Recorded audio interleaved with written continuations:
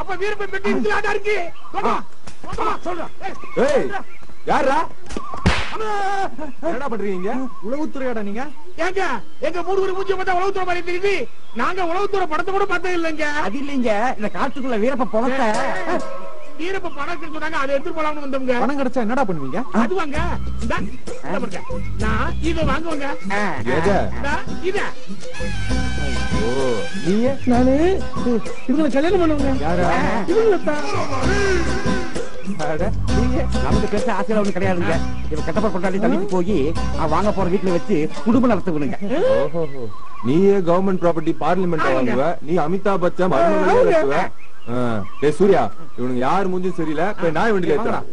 Hello hello sir. Hello hello hello hello sir, நான் rail அடிபட்டு செத்துருந்தா யார் சொன்னா?